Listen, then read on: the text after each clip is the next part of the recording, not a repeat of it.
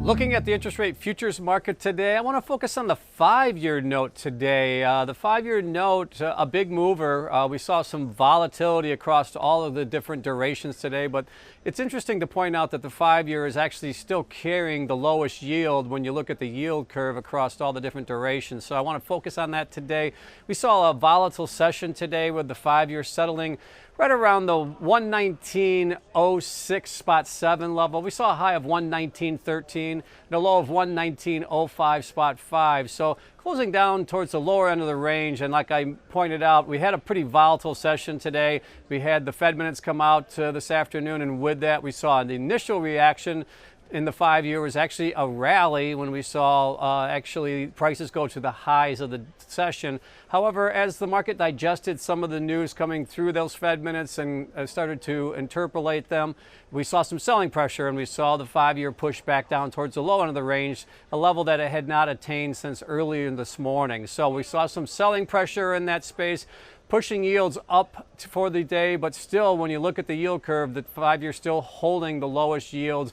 Looking at a yield right around the 1.46 level. So again, the lower end of the range. And if you look for comparison's sakes, let's look at the 3-year at 1.494 and the 7-year at 1.527. So as you can see, again, well below the 3s and the 7s right now. As you see, a kind of a V shape there between the 2-year to the 5-year and then back out to the 30 years. So interesting to see how that dynamic's going to play out here over the next couple of days when we have some more data points. So when you want to look at the dynamics within the marketplace, I think certainly the one thing you want to focus on right now is the spread between the 2-year and the 10-year. It gets a lot of attention as a potential warning for recessionary fears.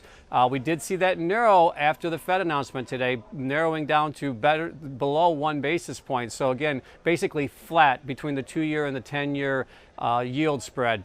Also looking at the other factors playing into the market. Tomorrow we get the ECB announcement. Again, their minutes come out. That could influence the market. And also coming on Friday will be Fed Chairman Powell's speech, and the market's going to be very focused on that. So I think over the next 48 hours, you will continue to see some volatility in the yield space.